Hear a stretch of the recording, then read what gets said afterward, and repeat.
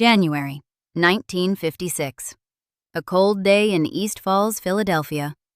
Inside the Kelly family home, Peggy Kelly Davis and Lizanne Kelly LeVine stood in their parents' living room alongside a man they barely knew, a 32-year-old prince from a country their own mother initially confused with Morocco. Reporters filled the space, flashbulbs popping, notebooks angled. Their sister Grace, 26, America's most photographed actress, stood beside Prince Rainier III, and the room erupted. "Hey, Prince, give her a kiss," one reporter yelled. Rainier didn't move. "Was it love at first sight, Prince? Show us your engagement ring, Gracie." The questions came for 2 hours, and through all of it, Peggy and Lizanne were right there, in the room, in the house they'd all grown up in, watching their sister transform from the girl they'd shared bedrooms with into someone the entire world wanted a piece of. Grace handled it with the poise that had made Alfred Hitchcock fall in love with her on camera. She showed off the ring. Her sisters watched. They'd been watching for years.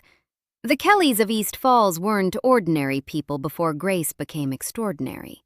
Their father, John Brendan Kelly Sr., Jack to everyone in Philadelphia, had won 3 Olympic gold medals in rowing, 2 at the 1920 Games in Antwerp, and a 3rd in Paris in 1924. He'd started a brickwork contracting company with a $7,000 loan from his brothers and turned it into one of the largest construction firms on the East Coast. He'd run for mayor of Philadelphia in 1935 as a Democrat and lost by the thinnest margin the city had seen. The family's 15-room mansion was something of an outlier in East Falls, an old blue-collar neighborhood along the Schuylkill River, where the length of local ancestry determined whether you could call yourself a true Fallser.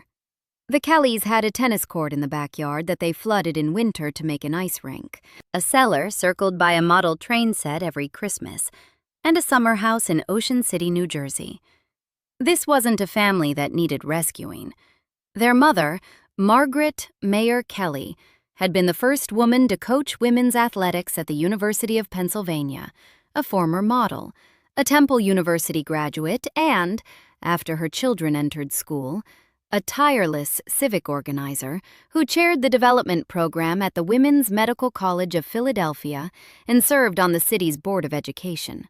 She converted from Lutheranism to Catholicism before marrying Jack in 1924 and established rules the children lived by. One blog source, citing family lore, summarized Margaret's household code: be just, be punctual, be temperate. 4 children arrived in order: Margaret Catherine, Peggy, in 1925, John Brendan Jr., known as Kell, in 1927, Grace Patricia on November 12, 1929, and Elizabeth Ann, Lizanne, on June 25, 1933.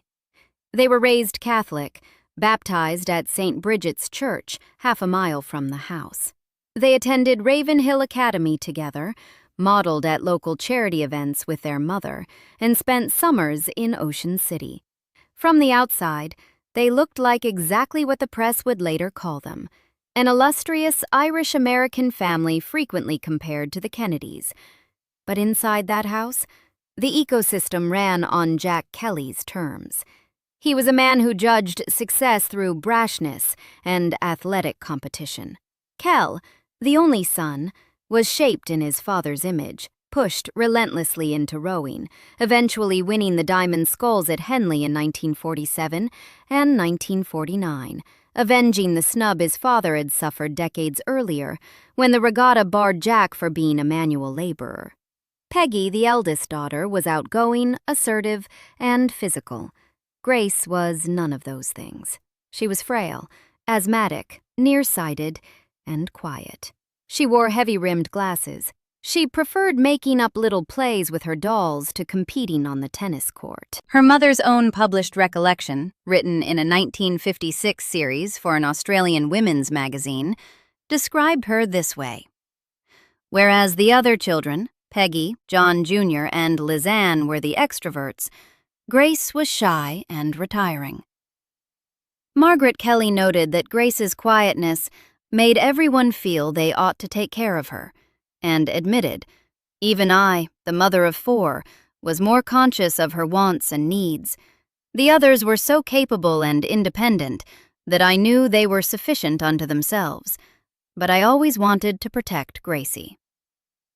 Lizanne, the baby of the family, gave perhaps the most telling assessment of how Jack Kelly saw his children.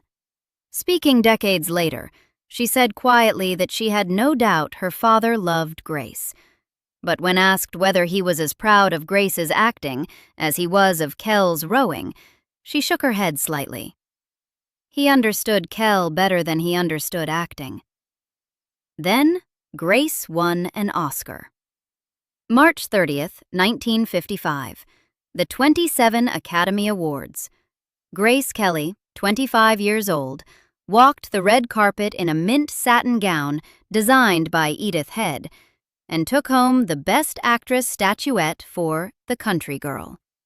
Her acceptance speech was 6 seconds long. The thrill of this moment keeps me from saying what I really feel. I can only say thank you with all my heart to all who made this possible for me. 43 million people watched. Even then, Grace's success arrived in a family culture where athletic prowess was the clearest currency of approval. By the time Grace stood in that living room in January 1956 with a prince on her arm, her sisters had already spent years adjusting to Grace's rising fame. Peggy had married George Liddell Davis, Jr. on August 24, 1944, in Northfield, New Jersey, long before Grace's fame peaked. By 1956, Peggy had 2 daughters of her own, Mary Lee and Meg, who adored their Aunt Grace and begged her to act out fairy tales on the sofa whenever she visited. Margaret Kelly described these scenes in her published articles. The girls would sit with Grace and play pretend. "Let's do Cinderella," one would say, and the other would chime in, "And Aunt Grace, you be Cinderella." Their grandmother watched, charmed. "It was pleasant to see them having such fun together," she wrote. "But at that time, the very last thing in my mind was the possibility of Grace ever becoming a real-life, honest-to-goodness princess." Lizanne had married Donald Caldwell LeVine on June 25, 1955, at St. Bridget's Church in East Falls, the same parish where the family had been baptized, confirmed, and wed for generations. Grace served as Lizanne's maid of honor. Just months earlier, Grace had been filming To Catch a Thief with Cary Grant on the French Riviera. She came home for her baby sister's wedding without hesitation. That closeness, Grace standing beside Lizanne at the altar, Grace acting out Cinderella for Peggy's daughters, is what makes everything that followed so complicated. Because the fairy tale that swallowed Grace Kelly didn't happen gradually. It detonated. In May 1955, during the Cannes Film Festival, a Paris Match editor named Gaston Bonner arranged a photo opportunity between the American movie star and the bachelor Prince Rainier III of Monaco. Photographer Edward Quinn, who was there that day, later recalled that both of them seemed shy and intimidated. The Hollywood icon and the sovereign of a postage stamp principality, making small talk while cameras clicked. Rainier showed Grace his private zoo. She petted a lion. Her only remark on the drive back to Cannes, "He is charming, charming." A secret correspondence followed. By Christmas 1955, Rainier was in Philadelphia. By January 5, 1956, the engagement was announced at the Kelly home, and the world went berserk. Every Philadelphia newspaper ran daily coverage. Ruth Seltzer, the Enquirer's legendary society columnist, filed breathless dispatches about Grace's bridal shower invitations, the lace on her prayer book, the light and subtle scent she'd apply before the nuptials. The Evening Bulletin ran a piece about the Austrian yodeling troupe booked for the reception. No detail was too small. The bridesmaids' dresses would be the color of daffodils. That was front-page news. Time called it the wedding of the century. Vogue described it as an extraordinary, internationally publicized wedding. The Guardian's headline was clean and mythic. Grace Kelly marries her prince.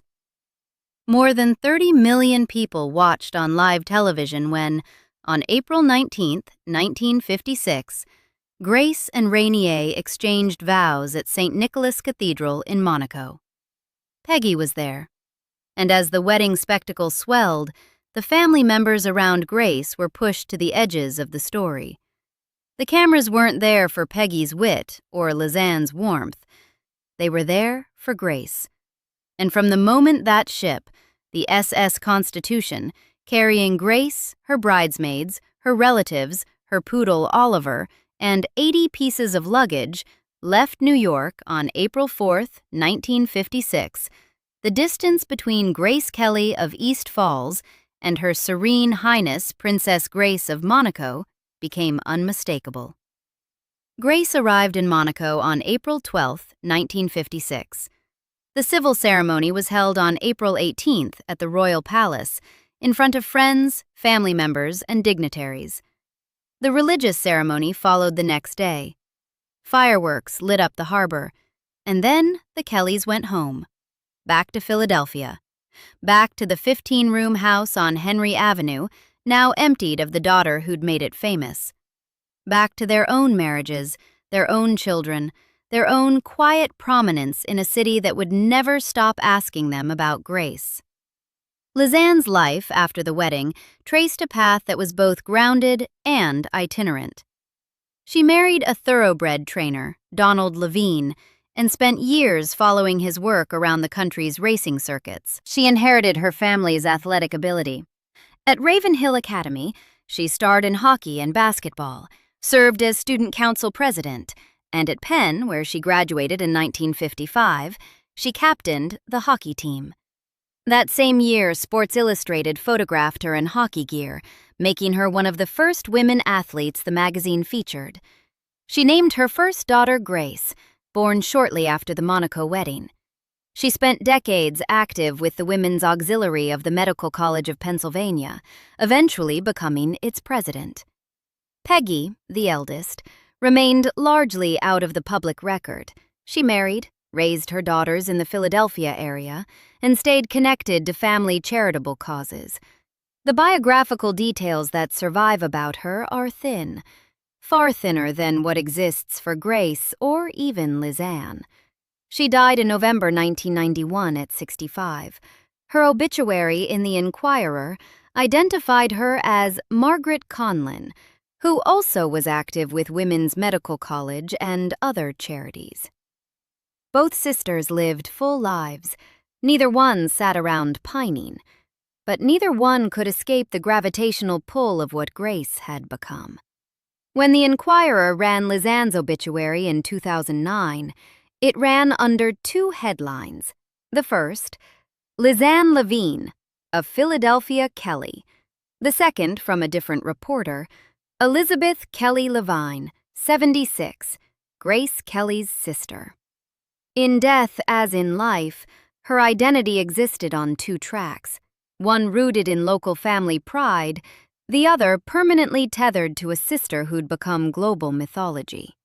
One later feature, described in a British newspaper teaser, was titled with a line that has haunted Kelly family researchers since. Lizanne Kelly LeVine tells why she was happy to live in the shadow of the big sister, who became one of the world's most celebrated women. The original article's full text hasn't been widely preserved, but the framing, happy to live in the shadow, is itself a kind of evidence. It acknowledges the shadow exists. It suggests that Lizanne had to make peace with it. Whether that peace was real, performed, or a complicated mixture of both is something no headline can resolve. What the sources do preserve is the texture of the sisters' relationship in the years before the Crown intervened. Margaret Kelly's 1956 articles contain a scene that radiates warmth and ordinariness. After Grace finished filming High Noon in 1952, she came home to Philadelphia. Her mother, Peggy and Lizanne, cornered her in the living room for a debrief. They were giddy. "Did you kiss him?" Peggy asked, meaning Gary Cooper. "Yes, I did," Grace said, giggling. "I had hardly met him when we had to shoot a wedding scene in the beginning, and I had to kiss him. It was rather embarrassing." "How many times?" Peggy pressed. "Oh," Grace said, frowning. "About 50, I guess." "Well, what were his kisses like?" "Really, girls, I wouldn't know." That was 1952, 3 years before Prince Rainier. 4 years before 30 million people watched Grace walk down a cathedral aisle in Monaco. In that living room in East Falls, they were just 3 sisters on a sofa, gossiping about movie stars. The Kelly family wasn't merely a passive backdrop for Grace's publicity. They participated in it, sometimes willingly, sometimes because the machinery of celebrity left them no choice. Margaret Kelly wrote and published her 3-part series about Grace in February 1956, donating all royalties to the Women's Medical College of Philadelphia. The articles were frank, affectionate, and strategically timed to land during the peak of engagement mania. They presented the Kellys as warm, accomplished, and slightly bemused by their extraordinary luck. An academic study on popular image construction noted that Grace's lady image was firmly grounded in her actual family background. The publicists didn't have to invent the Kellys' respectability. They just had to frame it. But framing is a selective act. The camera lingered on Grace's beauty, Jack's Olympic medals, the elegant house. It didn't follow Lizanne back to Philadelphia after the wedding, or capture the shift as her sister stayed behind in a 13th century palace. Lizanne did accompany Grace around movie sets in the mid-1950s, getting close enough to Hollywood's inner circle that Hitchcock nicknamed her Auntie Liz. Grace's mother had actually dispatched Lizanne to California to keep an eye on her daughter's romantic life, and by Lizanne's own later admission, it was a case of the fox guarding the henhouse. "I loved them all," she told an interviewer about Grace's leading men. "She dated most of them. I don't think Mother knew how serious she was with anybody." That candor suggests a sisterhood that was, at its core, conspiratorial and close. Lizanne wasn't just the chaperone, she was the accomplice. She was in on the secret. And then Monaco happened, and the secrets became state matters. After the marriage, Grace remained linked to Philadelphia publicly. One source in the Irish Philadelphia archive notes that she often returned home after becoming princess. A family history account claims she came back nearly every Labor Day. Prince Albert, her son, later purchased the Henry Avenue house in 2016 for $754,000 and restored it to its 1950s condition, using family photographs as reference points. He spoke about his childhood memories there, staring out an upstairs window, watching cars go by, enjoying being alone. "The house is filled with little moments like that," he said. "Moments of being a family." But returning for visits isn't the same as being present. A 1960 interview title referenced privacy, the palace, and protocol. 3 words that describe the invisible architecture separating Princess Grace from the Kelly sisters. The casual intimacy of cornering Grace on the sofa to ask about Gary Cooper's kisses, that belonged to a world without security details, press officers, and the diplomatic obligations of a sovereign consort. Lizanne cheered her sister's accomplishments. She was with Grace at Penn's Annenberg Center in April 1982, when the university honored Grace's film career, just 5 months before the end. Grace died on September 14, 1982, after suffering a stroke while driving with her daughter Stephanie along a winding mountain road above Monaco. The car plunged off the mountainside. Grace was 52. A French television commentator, speaking at the funeral 2 days later, said, "Au revoir, madame. You have perfectly fulfilled your contract." The Kellys buried their grief the way they buried most private things, behind public composure. Jack Kelly Sr. had died in 1960, his will read aloud in characteristically pithy language that bequeathed portions of his estate to his wife and children, and nothing to his daughter's husbands. Margaret Major Kelly suffered a stroke shortly after Grace's death and spent her remaining years in a New Jersey convalescent home, reportedly unaware that Grace had died. She passed in January 1990 at 91. Kell died of a heart attack in 1985 at 57, collapsing while jogging through Philadelphia. Peggy followed in November 1991. Lizanne lived until November 24, 2009, dying of cancer at 76 in Haverford, Pennsylvania. Her funeral mass was held at St. Bridget's Church, the same parish where she'd been baptized, the same church where she'd married Donald LeVine, the same place the Kelly family had anchored itself for decades. Her obituary in the Enquirer began, "An era closed quietly on Tuesday.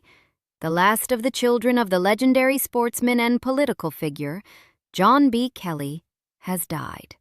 It noted her charity work, her athletic accomplishments, her family's impact on Philadelphia.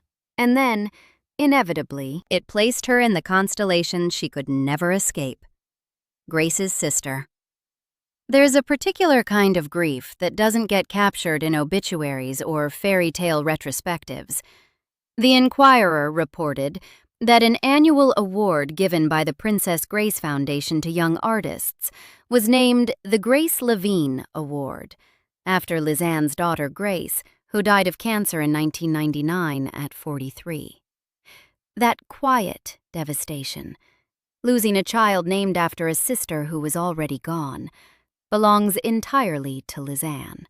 No crown, no press corps, no 30 million television viewers.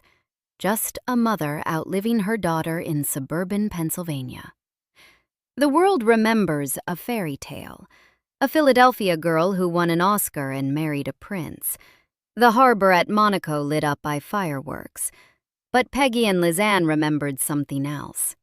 They remembered the girl who played Cinderella on the sofa with her nieces, the girl who giggled about kissing Gary Cooper 50 times, the sister who stood at Lizanne's side as maid of honor at St. Bridget's, months before a ship carried her across an ocean and into a life that no longer had room for the easy, unremarkable closeness of sisters sitting in a living room in East Falls, asking each other questions no one else in the world would ever think to ask. Grace got the crown. Peggy and Lizanne got to watch. And then they went home and lived their own lives, raising children, running charities, following husbands around racing circuits, standing in the checkout line at the supermarket where someone would inevitably look twice and ask, "Are you related to Grace Kelly?" The answer was always yes. The full truth of what that meant, the pride, the distance, the love, the loss, was something the public was never equipped to hear, and the sisters were never quite willing to say. Subscribe for more stories like this.